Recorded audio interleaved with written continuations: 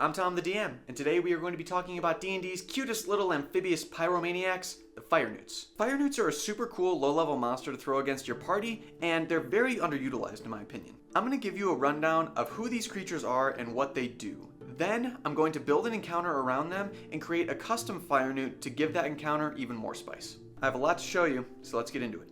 Firenewts originate on the elemental plane of fire, but can be found on the material plane near geothermal landmarks like volcanoes or hot springs. They have upright salamander-esque bodies and semi-translucent bright red skin, sporting more of a humanoid composure than bestial, even though technically they're elementals. They worship Emix, the prince of evil fire, and they live in militaristic theocracies led by their religious warlocks. Although their appearance might seem goofy or to some even cute, they are skilled and malicious warriors, using crafted weapons and magic to slay their foes. And they have a close relationship with giant striders, often feeding and housing them in trade to use them as mounts.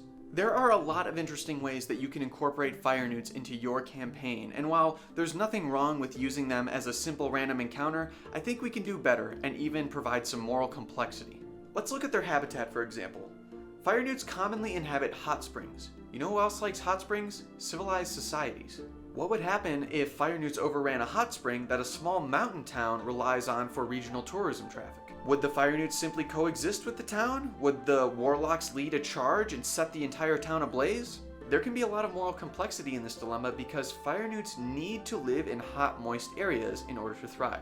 Additionally, referencing their alignment, most Firenewts are actually not evil, they just follow their evil Fire Prince worshipping leaders. Maybe your party can incite a civil war, promising a life of coexistence if their destructive leaders can be removed from the colony. Or you can just run some sort of mega dungeon with a boon guarded by the Firenewts. Either way, it's going to be fun.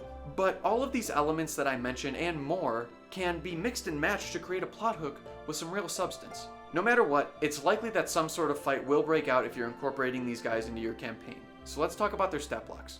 Firenewts have two different stat blocks, one for the warriors and one for the warlocks. They have some aspects in common, but the warriors is significantly simpler from a mechanics perspective.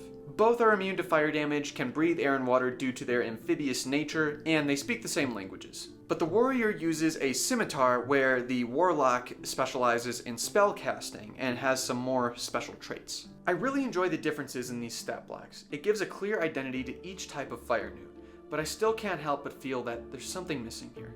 Firenewts have been around for a long time in D&D, which means that their artwork and miniatures have gone through some updates.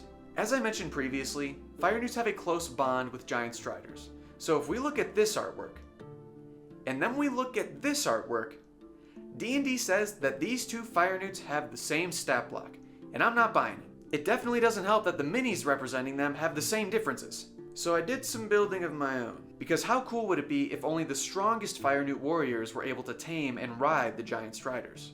With that being said, I present to you the Firenewt Commander. Built out to better represent the artwork of that Firenewt riding the giant strider, the commander is the boss figure of the Firenewt colony. While the warlock might rule from a societal standpoint, the commanders lead their warrior ranks into battle atop their giant striders. Let's take a look at their stat block. I based the commander off the warrior stat block, but made some hefty improvements. First off, I restructured their stats to be strength-based and gave them a swim speed as well. Firenewts are amphibious, so I feel that giving them a swim speed actually helps integrate them into their natural habitat. Additionally, since they wield a shield and ringmail armor, I raised their armor class to match. In preparation for building this commander, I watched a lot of videos on newts in the real world, and in doing so I learned that they have poisonous skin, and I thought that would be a cool passive feature to add. So now anytime a creature has any skin-to-skin contact with the commander, they might become poisoned for a minute. Looking over to actions, I swapped out the scimitar for a spear and raised the DC of their fire spit ability. Now, D&D lore goes so far to highlight the bond between Firenewts and giant striders to the point where they're even incorporating their artwork together, but they have no interlocking abilities. So lastly, I created a reaction ability where the Firenewt can use its shield to grant a temporary +2 to the giant strider's armor class while the commander is riding it. I think this build better rounds out the mechanics of the Firenewts and also adds a little more depth from a lore perspective as well. Low-level minion-style monsters can quickly become stale in D&D campaigns, but adding more variety to their ranks can make the encounters more interesting. The Firenewt Commander stat block is available in the Homebrew section of D&D Beyond. I have that link below. But if you wanted to download it or even get access to the custom themed stat block that I made, you can get those on my Patreon completely for free. Now that we have a better understanding of what Firenewts are and how they work, let's dive deeper into their lair and create an encounter. I really like the idea of hot springs for the setting of the encounter, and I have a lot of cave terrain, so let's get building. When envisioning the battle map, I want it to be this series of tunnels that flow into different chambers with pools. I also want to include a lot of elevation change to add a bit more complexity. Now, it's important to remember that not all Firenewts have dark vision, so there will need to be some various sources of light in these caves. If they were indeed once owned by a nearby township, it's more than believable to have some braziers scattered around. Turned out pretty well, I think. My goal is to give my players a lot of options on which path to take from the start, and hopefully make it easier for them to get split up in the chaos of battle. However, if the party does a good job sticking together throughout the caves, the regular warriors will just be fodder for them. This is where our heavy hitters come into play. The mobility of the commander riding the strider combined with the ranged magical abilities of the warlock should give you a lot of control on how to turn the combat in favor of the Firenewts. These different fighting styles will be sure to get your party strategizing, because the warlock can sit in the back all day throwing fire rays while the warriors and commander are locked in melee combat. And if you feel that the Firenewts don't have a good vantage point, have them flee to an area of the hot springs where they will. This is their lair after all. If you really wanted to go the extra mile, you could add some lair mechanics as well. Maybe the Firenewts have heated the pools to a point where they can swim freely between chambers, but if a player character gets in the water, they take fire damage. Looking back on everything we've talked about so far, this is an encounter that can carry a lot of depth and complexity and still have that classic dungeon crawl.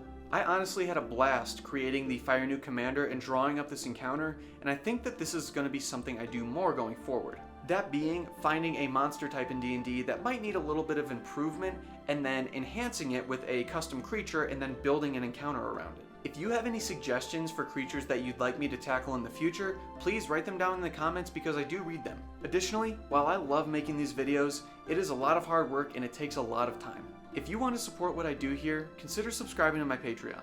By becoming a patron, you gain access to custom content for all of my encounters, and you actually gain voting power for all of my terrain build videos and encounter videos, plus a bunch more stuff. I hope you enjoyed this Firenewt encounter. If you end up running it, please let me know how it went. Otherwise, I hope this helped, and I'll see you next time.